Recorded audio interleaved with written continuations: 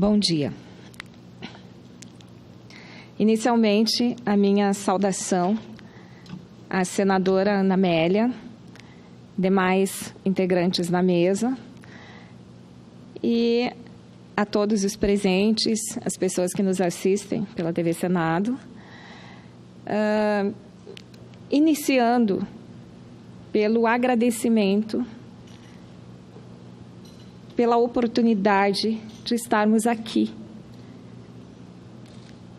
no plenário do Senado, e, como já foi referido, com certeza, as pessoas que iniciaram os movimentos, o movimento tradicionalista, o 35, a Comissão Gaúcha de Folclore, a Sociedade Lombagrandense e o nosso Partenon Literário, com certeza jamais imaginariam a grandiosidade do seu início, digamos assim, da sua ideia, da sua iniciativa. E que isso sirva de exemplo para cada um de nós. Que nossas iniciativas, por menores que sejam, elas podem, sim, refletir grandes mudanças. Elas podem, sim, refletir a perpetuação de valores, a perpetuação de ideias. E eu acho que esse talvez seja o ensinamento principal da Sociedade Partenon Literário. Uma sociedade que, não diferente das outras, iniciou com jovens, com os irmãos Porto Alegre, em especial o Apolinário Porto Alegre. E quando a senadora repete que Porto Alegre, grandes ruas, quantidade de ruas, né, se lembram aqueles iniciadores da Sociedade Partenon Literário. Exatamente porque no centenário de fundação houve toda uma mobilização no sentido de se conhecer essa contribuição da Sociedade Partenon Literário. E quando a gente fala Partenon Literário, é a entidade, segundo os historiadores, é o primeiro movimento litero-cultural do Brasil. E se fala em Partenon Literário, mas não são somente as letras. Acredito que a maior contribuição do Partenon é nos trazer a ideia de que precisamos tornar realidade aquilo que pensamos. A Sociedade Partenon Literário foi uma entidade que defendeu temas, alguns que já conseguimos superar, outros que continuam mais atuais do que nunca. A Sociedade Partenon Literário defendeu a abolição da escravatura, mas não defendeu apenas nas ideias. Os seus integrantes realizavam quermesses, buscavam recursos para alforriar escravos. A Sociedade Partenon Literário defendeu que as pessoas precisam ler, escrever, que isso liberta. Mas eles não ficaram só nas ideias. Eles proporcionavam aulas gratuitas para as pessoas. A Sociedade Partenon Literário deu voz à mulher. Luciana de Abreu é um nome, é um ícone em defesa do sexo feminino. Talvez uma das nossas primeiras tribunas. E quanta realidade há nisso? O quanto ainda precisa ser feito, né? E a senadora lembrava o fato de estarmos em 3 mulheres. Por que se lembra essa diferença ainda? Talvez porque as mulheres ainda não chegaram aos postos que talvez pudessem alcançar. E toda vez que a gente tem algum tipo de destaque, sempre a primeira pergunta é: mas e como foi para chegar até aqui? Né? Como se isso não fosse uma coisa natural de competência,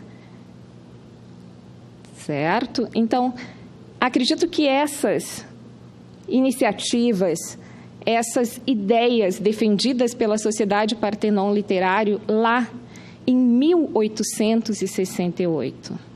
Nós não estamos falando de temas atuais. Nós estamos falando de importância de educação, nós estamos falando de importância de cultura, nós estamos falando de emancipação da mulher, e vejam que nós estamos falando de 1868. Isto é talvez o principal legado do Partenon Literário, de que aquilo que a gente pensa, a gente pode realizar. E essa sociedade que editou revistas, que teve uma atuação forte ao longo de muito tempo, também teve, digamos, a sua decadência e por muito tempo esteve desaparecida. Em 1997, um grupo recomeçou essa entidade com uma nova proposta, mas principalmente buscando orientar as suas ações a partir daquilo que foi a Sociedade Partenon Literária. E eu trago para a senadora um exemplar da edição mais recente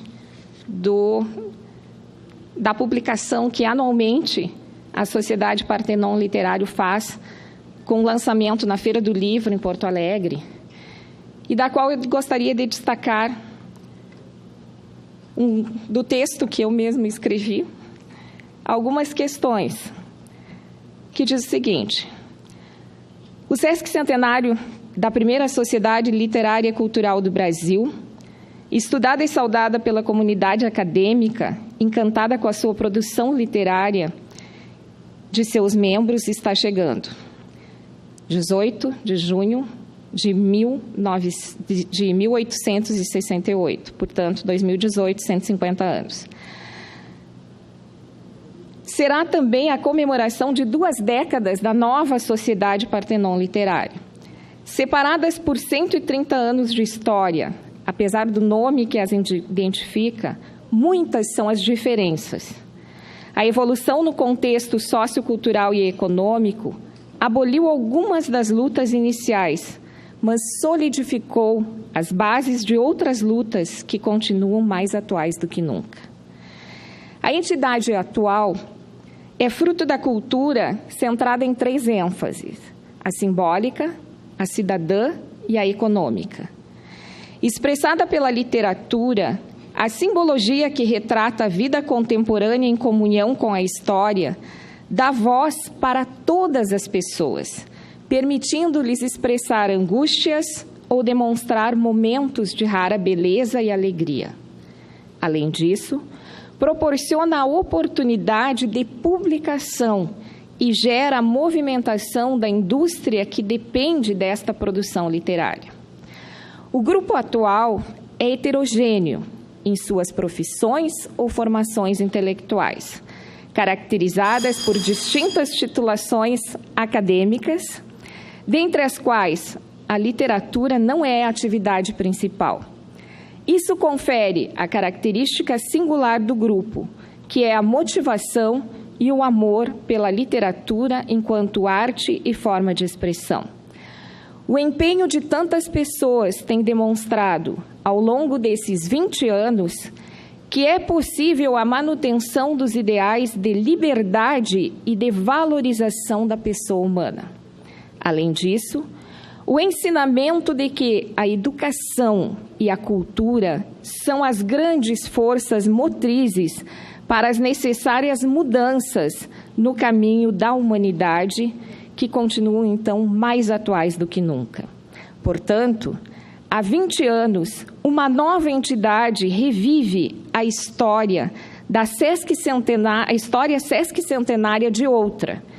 E o que as une é o afã de reunir pessoas ávidas pela construção de saberes culturais e artísticos, capazes de apoiar o desenvolvimento humano em sua plenitude. Muito obrigada a todos, muito obrigada, senadora, e eu passo às suas mãos um volume, então, do livro Vozes do Partenon Literário. Muito obrigada.